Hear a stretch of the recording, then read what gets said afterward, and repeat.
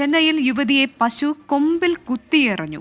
കോട്ടൂർ ബാലാജി നഗറിലാണ് സംഭവം. പരുക്കേറ്റ യുവതി ആശുപത്രിയിൽ ചികിത്സയിലാണ്.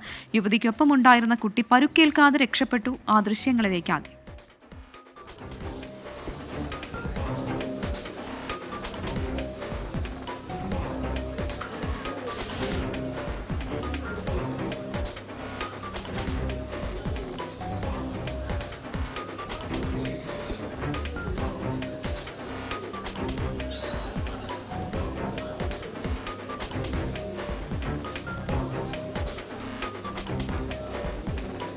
വിവരങ്ങളുമായി മുഹമ്മദ് റഹീസാണ് ചെന്നൈയിൽ നിന്ന് ചേരുന്നത്.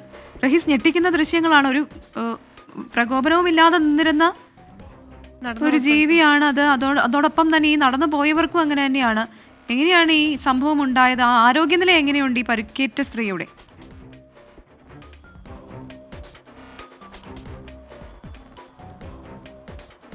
പ്രവിത, ആദ്യം തന്നെ വളരെ ആശ്വാസമുണ്ട്. കാരണം ഒരു കുട്ടിയും ഒരു യുവതിയും കൂടിയാണ് ഇത്തരത്തിൽ നടന്നു പോകുന്നത്.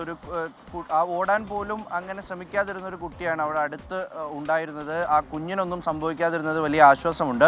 യുവതിയുടെ ആരോഗ്യനില നിലവിൽ തൃപ്തികരം കൂടിയാണ്. ഈ തമിഴ്നാട്ടിൽ വിവിധ ഇടങ്ങളിൽ, പ്രത്യേകിച്ച് എല്ലായിടത്തും ഇത്തരത്തിൽ പശുക്കളൊക്കെ ഇങ്ങനെ റോഡിൽ നടക്കാറാണ് പതിവുള്ളത്. അതിനെയൊന്നും അങ്ങനെ കെട്ടിയിടാറൊന്നുമില്ല. അപ്പോൾ അത്തരത്തിൽ ഇന്നലെ വൈകിട്ടാണ് ഈ ചെന്നൈയിൽ യുവതിയെ കൊമ്പിൽ കുത്തിയെറിയുന്ന ഒരു സംഭവം ഉണ്ടായത്. കോട്ടൂരിലെ ബാലാജി നഗറിലാണ് പശു യുവതിയെ കുത്തിയെറിയുന്നത്. ഇവർ രണ്ടുപേരും റോഡിലൂടെ ആ ദൃശ്യങ്ങളിൽ കാണുന്നത് പോലെ ഇങ്ങനെ നടന്നു പോകുന്നു. പശു എതിർദിശയിലായി വരുന്നു.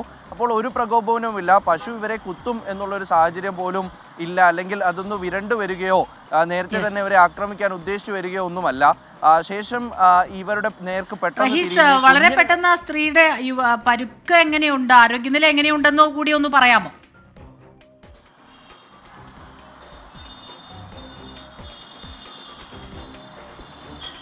യുവതിയുടെ ആരോഗ്യനില നിലവിൽ തൃപ്തികരമാണ്. കുഞ്ഞിന് സാരമായി പരുക്കൊന്നും ഏറ്റിട്ടില്ല. ചെറിയൊരു മുറിവ് മാത്രമേ ഏറ്റിട്ടുള്ളൂ. യുവതി പക്ഷേ ഈ ഒരു മതിലിലേക്കൊക്കെ ചേർത്തിട്ടാണ് പശു ആക്രമിക്കുന്നത്. അപ്പോൾ സാരമായി പരിക്കേറ്റിട്ടുണ്ട്. എന്നാലും നിലവിൽ ആരോഗ്യനില തൃപ്തികരമാണ് എന്ന് പറയാൻ കഴിയും. മുഹമ്മദ് റഹീസാണ് ചെന്നൈയിൽ നിന്ന് ഈ വാർത്തയുടെ വിശദാംശങ്ങൾ നൽകിയത്. ശരിയാണ്, വളരെ ഞെട്ടിപ്പിക്കുന്ന ദൃശ്യങ്ങളാണ് നമ്മളിപ്പോൾ കണ്ടത്. ഇനി നമ്മൾ ആ കുഞ്ഞിനെ ഫ്രണ്ടിലേക്ക് നിർത്തി അവർ പ്രൊട്ടക്ട് ചെയ്യാൻ ശ്രമിക്കുന്നത് രണ്ടിടത്തും കുഞ്ഞിന് പരിക്കേൽക്കാത്തത് അതുകൊണ്ട് മാത്രമാണ്.